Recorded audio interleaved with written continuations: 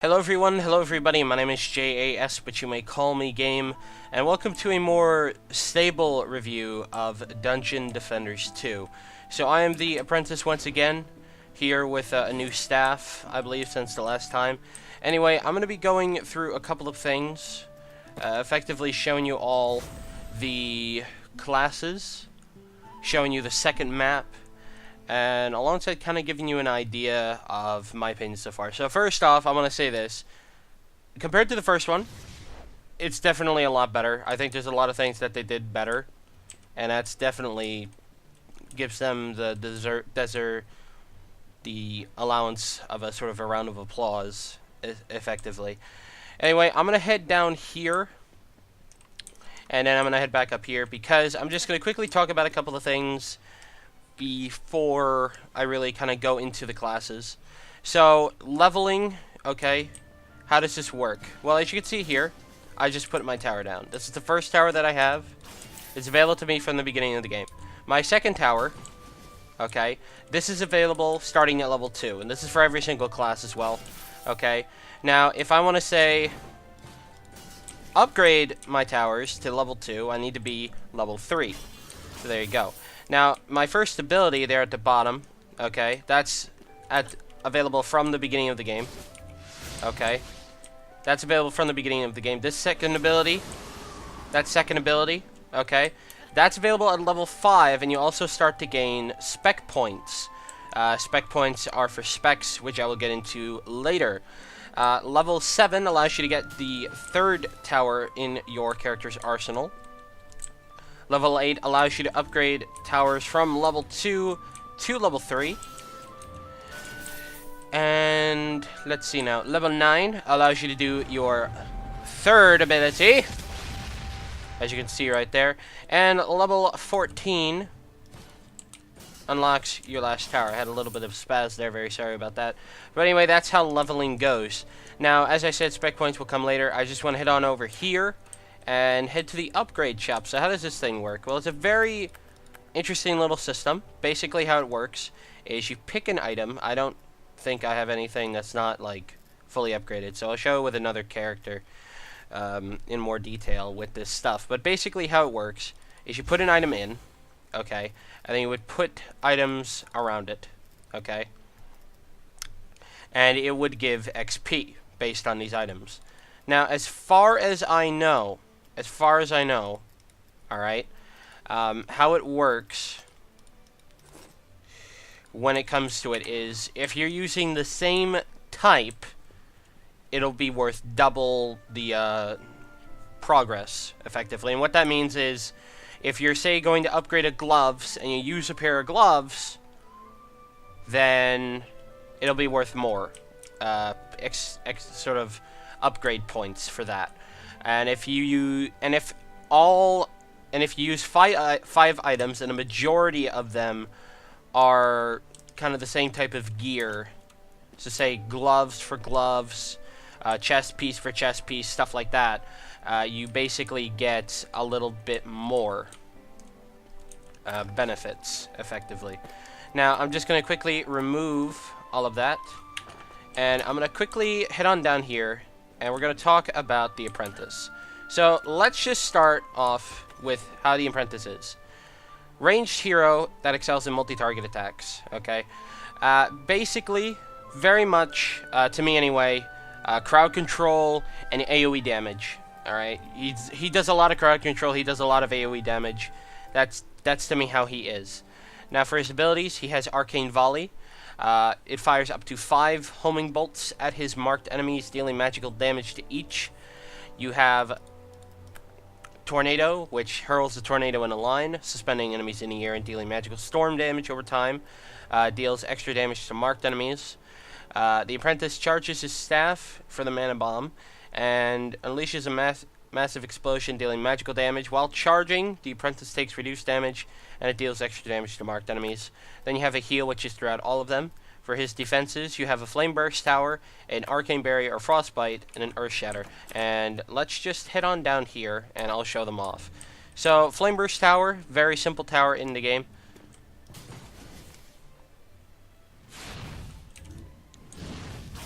As you can see, it basically did AoE damage. So if I put it down right here, okay, it has, well, it doesn't really say the splash damage, but it did effectively do splash damage. Next up is the Arcane Barrier. Now, the Arcane Barrier, in comparison to the Flame Burst Tower, okay, it's basically a blockade-based structure. Now, with blockades, they basically hinder enemy movement. They tend to have more aggro onto them. And this is one of the 2 blockades in the game. The other one is for the Squire, which I will be showing off as well. Basically, this, with the Arcane Barrier, after it takes a certain amount of damage, I believe 25% of its max health, it'll cause damage to enemies around it, and then deplete, and then regenerate after a certain time. So, I find it to be pretty damn bad, because honestly, that sucks. So there you go. The next tower in the game is Frostbite Tower. It basically fires a beam that slows its targets. Now, you're wondering, what is the point of this, tower? Well, there is actually a very specific point. You see, this beam, if enemies are affected by this beam, or even the actual target, they get slowed. So it's pretty interesting, but I think it takes like 5 seconds for the beam, and then 2 seconds between it. The sounds are a little bit wonky. Let's just walk away. Anyway, I just find it kind of bad because it's like a 5-second beam, and sometimes it's not good to have a 5-second beam in this kind of game.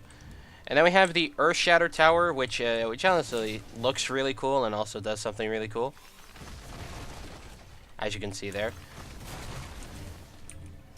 Now, to those wondering why I'm putting down 2, you might notice that the actual representation of how the tower looks changes, but I don't upgrade it additional times because there's generally not really a point to it.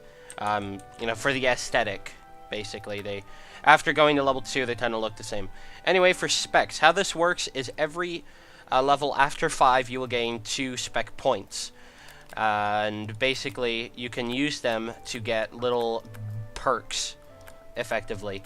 And these are not affected by the level down stuff. So you could be like max level and still have all your perk points available to you. So for our little apprentice here, he has reduced cooldown, which reduces the cooldown of Tornado and Arcane Volley, his first 2 abilities, by X%. And as you can see, it's diminishing, so 3.65, then it goes up by 3.56, 3.45, 3.32, so on and so forth. Mage's Spec, which increases your mana regeneration. This does not, this isn't your tower mana, it's your actual caster mana. So, just in case anyone was wondering, that's how that works.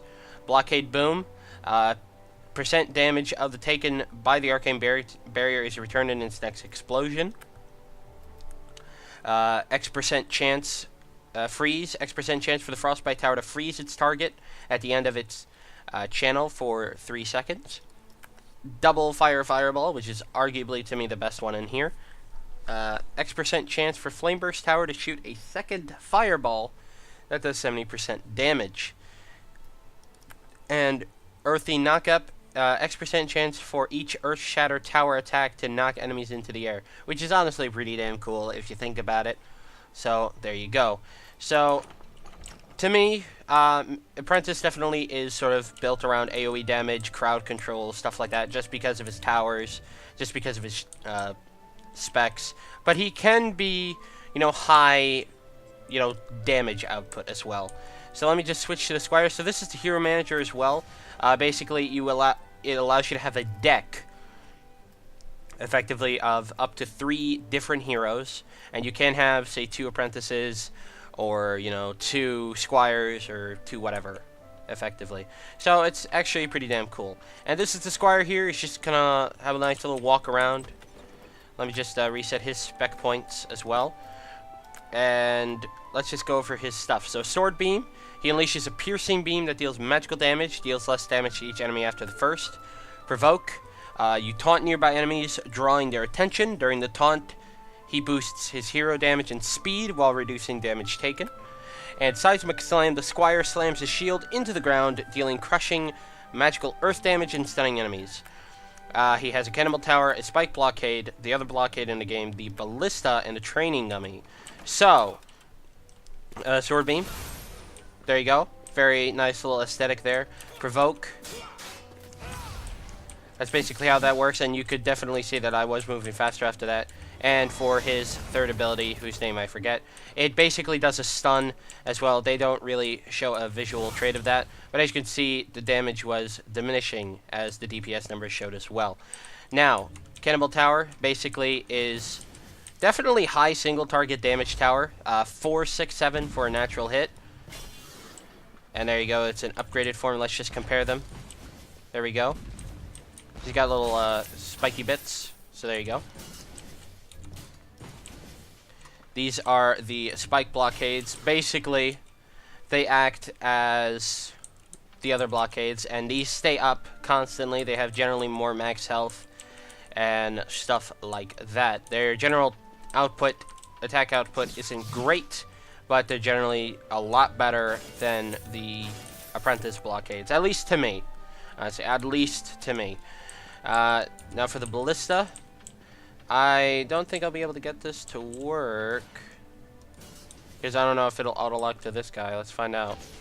Nope, but as you can see, it is diminishing damage. Okay. And there's a sort of upgraded aesthetic version of it. But there you go, diminishing damage returns. And then for the Training Dummy, basically how this guy works is, after a short time, I think it takes a while for him to get going.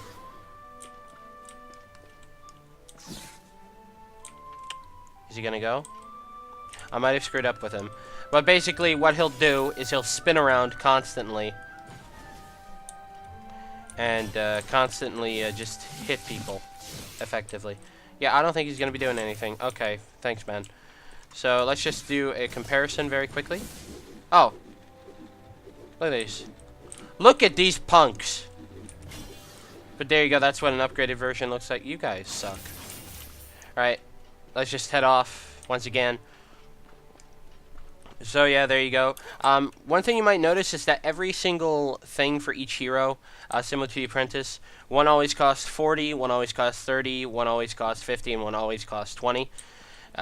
So he's 40, 30, 50, 20 with his, and the Apprentice 30, 20, 40, 50. Just because it's more expensive, I don't think it generally means it's better. But anyway, for the spec points for the Squire, who is a sturdy melee hero, primary attacks deal physical damage, secondary raises the shield, and greatly reduces incoming frontal damage. You have Riposte, which is X% chance when hit to return damage equal to X% of your hero damage. The one thing I don't like about this, okay, is it's just 3.65% chance, this is 1 point, by the way, to hit, when hit, to return damage equal to 3.01% of your hero damage. I'm sorry, it just needs like some base things. So there's a few things that I'm not a big fan of in this game. Fight Me Not, defenses deal X% more damage to enemies targeting the Squire. Vengeance, X% of the damage taken by a spike blockade is returned on its next attack. Powerful Spears, X% chance per hit for the Ballista to deal full damage to all targets pierced for the next 4 seconds. The percentile on this is so slow, is so small. Look at this, 0.64%. Okay, I'm sorry. Like, one of my main problems is just specs. Like, a lot of them seem useless, and some I don't even know. Shiny Spikes, X% chance for spike blockade attacks to stun enemies for 2 seconds. It does not get increased, as you guys can see there on the bottom. Let me just remove these points and head on to Shield Strength. Shield Strength increases damage reduction of the shield block. That's nice. We don't need to know more information about that. So, that's with the Squire. Now let's head on to the Huntress. And as you can see on the top, I just call them me, game, the class, EA for early access. So Huntress is basically a long-range kind of hero. As you can see, she fires arrows and all that kind of jazz. There you go. Someone that I played with while I was leveling up the monk, who you're going to be seeing in the actual map, said that the Huntress is definitely like one of the worst classes in the game. Not my words, his. Huntress, long range damage, essentially. The Squire was basically straight up melee damage and kind of high physical damage. Anyway, Huntress, high physical range damage to single targets. Basically, one of the best single target damage dealers, I would say, in the game. Not really. I don't know, honestly. For her abilities, concussive shots, fires a volley of arrows that explode on contact, dealing physical damage and stun. Oil flask, kind of useless. She lobs a flask that shatters, dealing magical damage and oiling enemies. Oiled enemies are slowed and can be set aflame by magical fire damage. Then piercing shot, you unleash a blazing phoenix, burning everything in a piercing line for magical fire damage. Then we have the traps, and this is when it gets a little bit difficult for me to show you guys, because the dummies cannot proc them. But basically how it works is that when an enemy steps on one of these, it will explode, causing damage in an AoE, and it actually does show a damage radius, so that's very good. For the geyser trap, okay, basically it'll launch targets into the air and also soak them, and this also kind of goes into synergy, that stuff that is shown later into the game. Forgot to compare them, sorry about that. Then we have poison dart towers. I can actually show these, so I'm just going to head on over there. Poison dart towers, basically, when they attack, they first do that, and then as you can also see, they're taking damage over time, so that's basically how they work effectively. And as you can see, there's sort of a comparison of the two side by side. Now I forget what the last one's. Okay, blaze balloon. I could just look at the top for the names.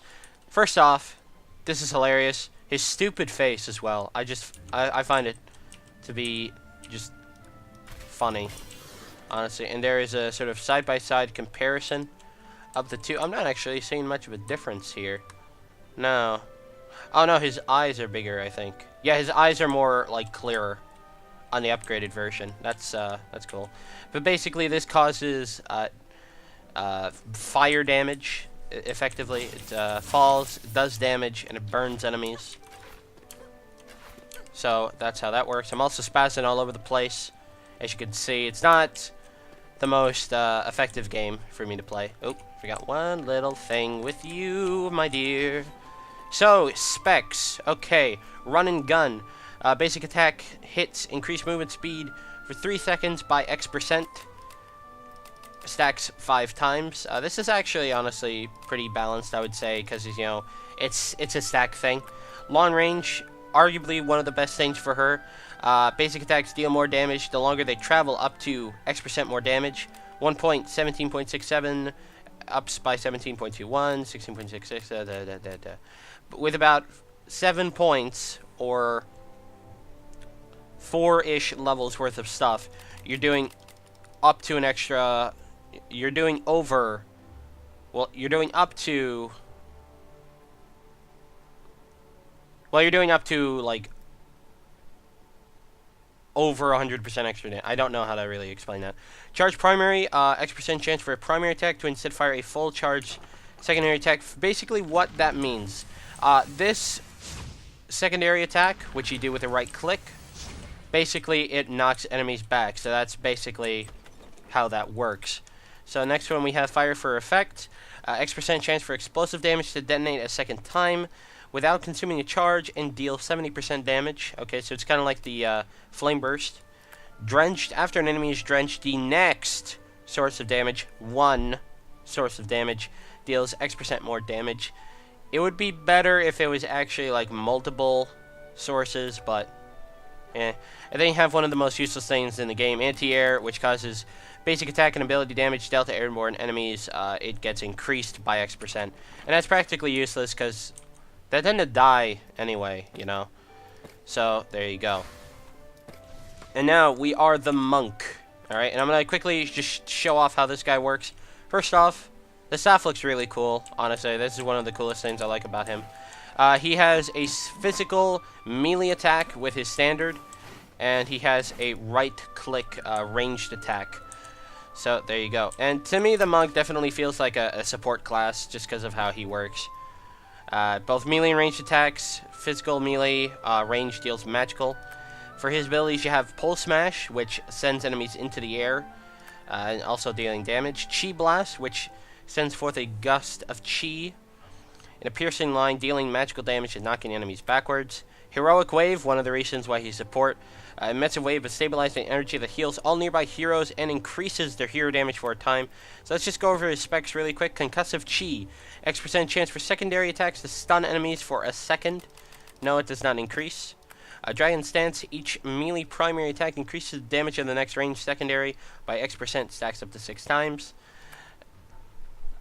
Not super amazing because it kind of forces you in a way to just constantly like melee and then do this one really powerful ranged attack that isn't great. Each ranged secondary attack, basically the opposite of Dragon Stance. Every single secondary attack increases the damage of the next melee primary attack by X%, stacks up to 6 times. Lightning damage, X% for lightning aura to deal X% more damage. Boost blockade health. Boost aura increases blockade health by X%. And empowering calm serenity aura increases hero damage by X%. So I'm just gonna spend all my points in this. Once again, you can only do it like 1 point at a time. So that's, I guess, the crappy scenario. So let's head on down to the war table and show you guys Dragonfall Bizarre. Dragonfall Bizarre is the map that effectively introduces extra lanes. So, as you can see here, okay, this is what I'm talking about. So here we have the Great Control, and this is blocked. So this is a defensive structure. If this gets destroyed, it's not the end of the world, but down here, as you can see, it's connected to this grate here, and it will open up an extra entrance, effectively. So now let's get some of the auras in. So with the monk, similar to the Huntress, instead of having actual towers, generally, they have auras, excluding, his last tower, which is basically basically anti-air, and there's no point to it. But Lightning Aura basically does damage to all enemies in range, and as you can see, it's an aura. Basically, how auras work compared to standard towers, basically... There we go. I didn't know why that wasn't working. They will not get attacked, but they will lose energy over time. This is a boost aura. It causes damage bonus to all towers in a radius, and also reducing the damage they take, which is a pretty big deal. The Serenity aura causes healing to heroes, while also having during its specific heal rate, and also provides damage protection for them. So there you go, an interesting little fact there. I don't think I'll have enough for here, sadly. Let's just put you down here. And I should be ready to go. So this has 3 lanes, similar to the first map that I showed you guys. I actually forget the name of it. And your kind of job is to effectively, just keep stuff under control. Generally how this map goes, is a simple way to do it is because these maps converge at the same spot. A little bit of lag there, very sorry. Just generally better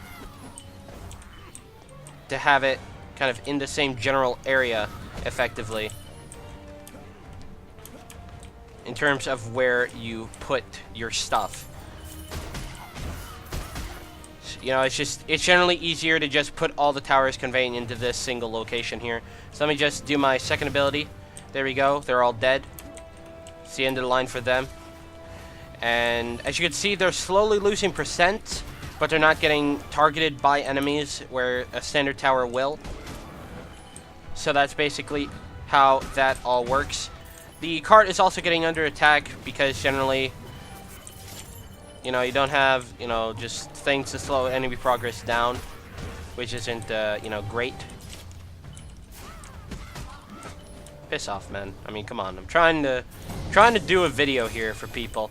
But yeah, there you go. That's kind of like an idea of how it works. I'm just going to put another lightning aura down. Actually, I'm going to upgrade this. There we go. Upgrading the auras increases their range And you cannot have auras of the same type interfering with each other. So just general kind of tips and tricks to know. Now I'll put one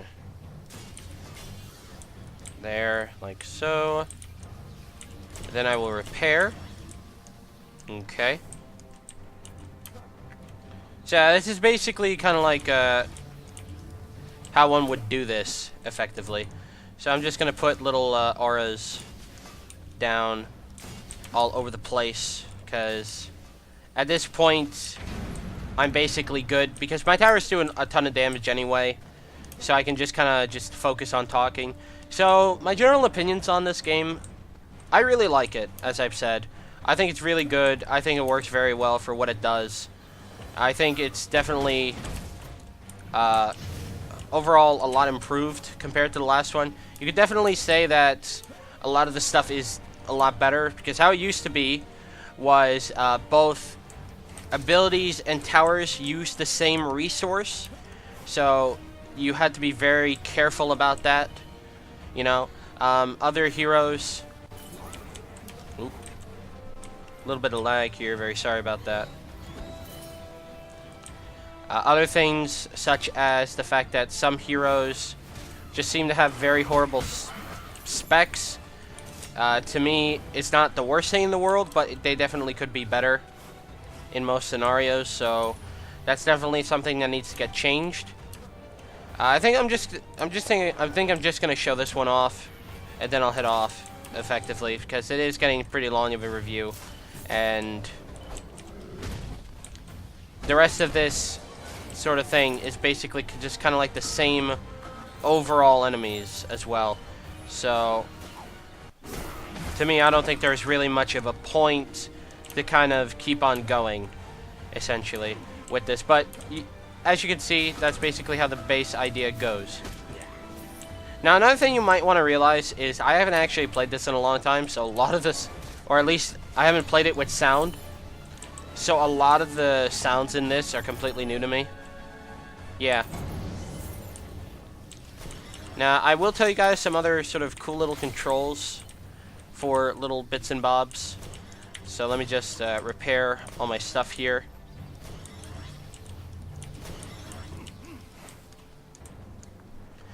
Oh, okay. Well, pressing shift, anyway, causes your game to lag by 10,000% for 5 hours.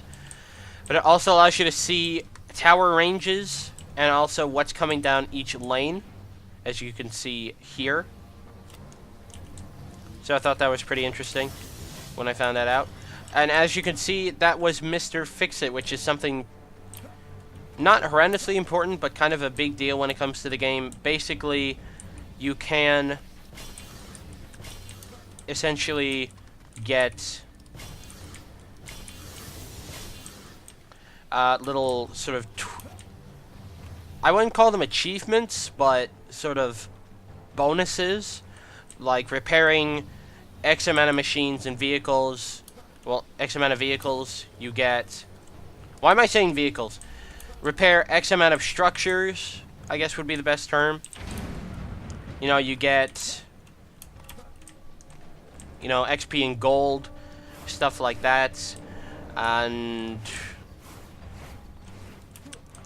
there's also synergy, which is towers that work effectively together, being done effectively together.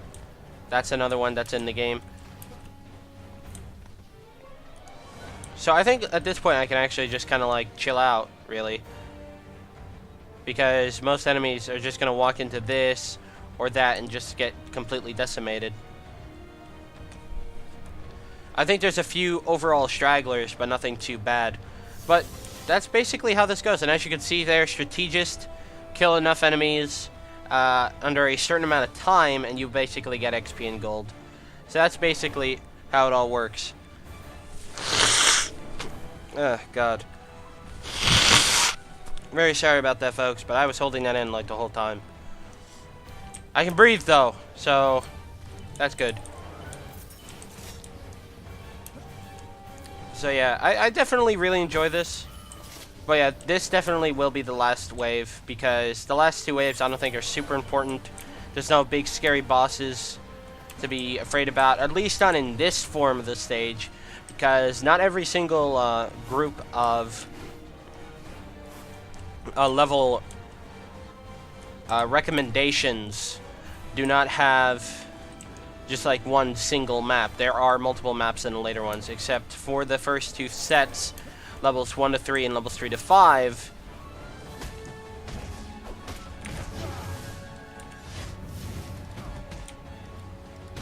You do have just sort of these singular maps, essentially.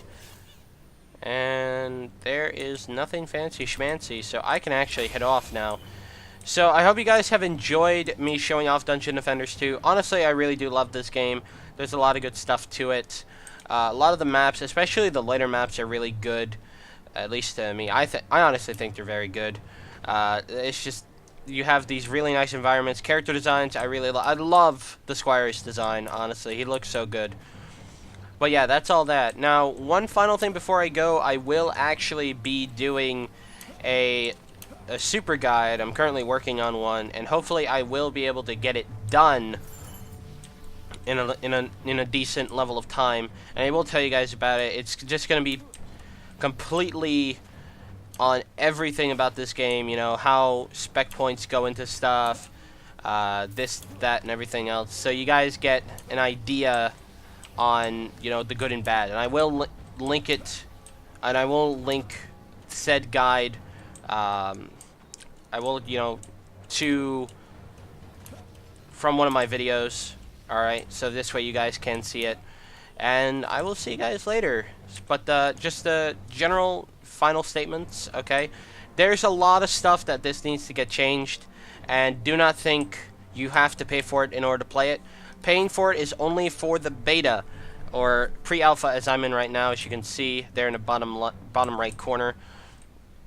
If you want to not pay for it, you basically have to wait until spring 2016. My better guess would be April 2016, and during that time it will become free to play. If you want to get into pre-alpha / beta / just general early access right now, it's $25. You will get access to some special little hats. You will get access to just, you know, the early access. You will also get in-game currency for when the game does become, you know, free to play. You also can upgrade to that. You can also upgrade that, which costs about $50, and you get a lot more in-game currency. You get special armor sets for the characters. That stuff, by the way, isn't in the game yet. The armor sets. I will show them off though. It's like skins, effectively. And another thing that you unlock is the overall.